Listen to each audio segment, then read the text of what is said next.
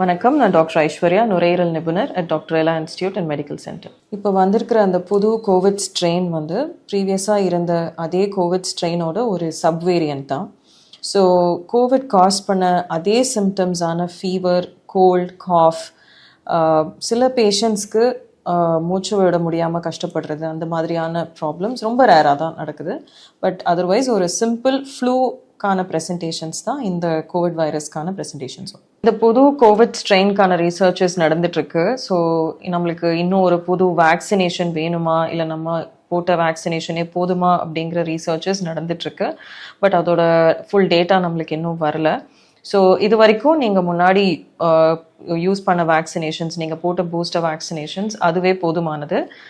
இப்போ நீங்கள் இந்த கோவிட்ல பத்திரமா இருக்கணும்னா ஜஸ்ட் ஹேண்ட் ஹைஜீன், மாஸ்க் போடுறது, இதை மட்டும் ஃபாலோ பண்ணிக்கிட்டாலே போதும். இப்போ இருக்கிற சுச்சுவேஷன் பார்த்தா இந்த கோவிட் வைரஸ் யூஸ்வலாக காமனாக யாரை அஃபெக்ட் பண்ணுது அப்படின்னு பார்க்கும்போது ரொம்ப வயசானவங்க, குழந்தைங்க, ப்ரெக்னென்ட் உமன், இவங்களுக்கு தான் வருது. ஏன்னா இவங்க எல்லாருமே வந்து கொஞ்சம் இம்யூனிட்டி குறைவாக இருக்கிற ஒரு குரூப் ஆஃப் இண்டிவிஜுவல்.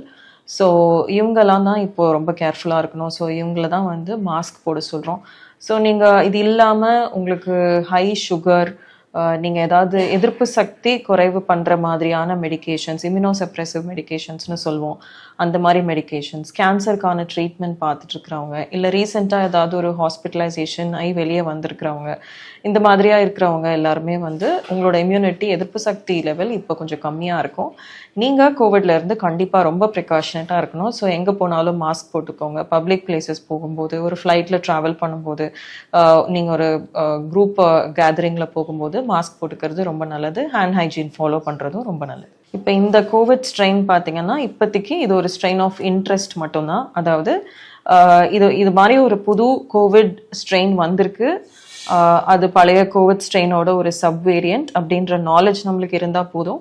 இதை பற்றி நம்ம கவனமாக இருந்துக்கிட்டா போதும். இதை பற்றி இப்போதைக்கு நம்ம பயப்பட தேவையில்லை. நம்பர் ஆஃப் கோவிட் கேசஸ் அதிகமாக தான் இருக்குது, ஸ்லைட்டாக ஜாஸ்தி ஆகிட்டு வருது. பட் பேஷண்ட்ஸ் எல்லாருமே ஒரு fever, cold, common cold, flu அந்த மாதிரியான ஒரு ப்ரெசன்டேஷன் தான்.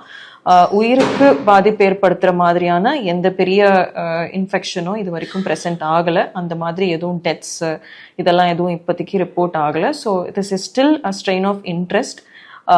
அதனால நம்ம இதை பற்றி கவனமாக இப்போதைக்கு இருந்தால் மட்டுமே போதும்.